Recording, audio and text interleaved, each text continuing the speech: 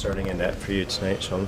Marty Jones will go tonight. He feels good coming off last night. And from our end, we're trying to build some positive momentum here as a team. I thought we had a real good team effort last night, so I want to keep Jonesy going.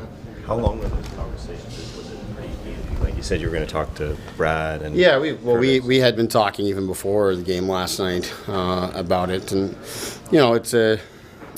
Obviously, on a back-to-back, usually you don't go back with the same guy, so it's worth a conversation. Especially the unique circumstances, just given that there's no travel last night and it's somewhat of a light load in the game yesterday by NHL standards. So it was worth a discussion for sure. And then, from Hildeby's case, we want to get him some experience and get him in the net at some point here. Is we're going to likely need him, but at the same time, as I say, the overriding thing for me is we want to build some positive momentum as a team here, the way that things have gone for us of late, and given the unique circumstances of the back-to-back, that made it a pretty easy decision. I'm sure Dennis is so close he can taste it, sort of thing. But you've done this before with I remember Adam Brooks. You bring up guys just for a couple of games to give them that experience of the NHL level, even though you weren't really planning on using them, just so they know what it's all about, so they're not shocked the first time.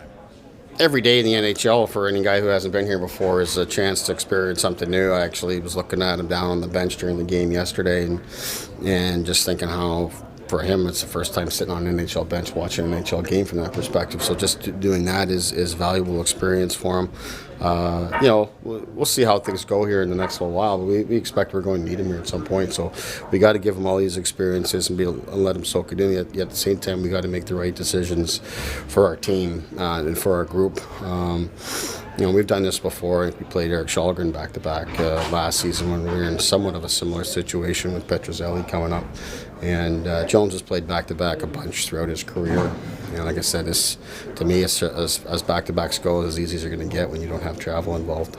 How much is delivering a strong performance against teams that might not be in the playoff position been a conversation that you sent to your players? Well, it's definitely been an ongoing conversation. I guess you could connect that to the goaltending situation, right? It's hard for us to have that conversation on one end and on the other side go with a goalie that has never played in the league when you got another guy coming off a shutout. So that definitely is part of it. We want to build a positive momentum here as a group, but in particular in these types of games here, we have to be ready and we have to be sharp. We've done pretty good off the start of these games and taking control of the game. We haven't managed it well after that.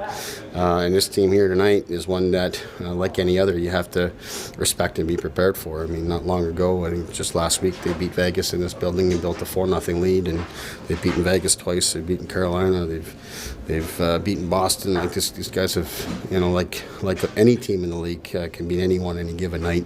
And we have to respect that process and look to build off what we did last night. Any other roster changes? Yeah, Holmberg will go in for Robertson here tonight. I was reluctant to make any changes just because I thought we played so well as a group last night, but Holmberg, for me, did a really good job in the Carolina game, and we're looking for ways to keep him involved. And if anything last night that I wasn't happy with, I thought the Domi group could have given us a little bit more, so here we'll get Homer back involved, so he'll play left wing with Max. What is the key for that group?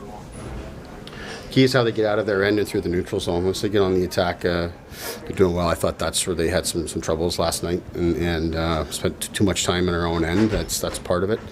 But Nick's been coming and he scored a couple goals here of late.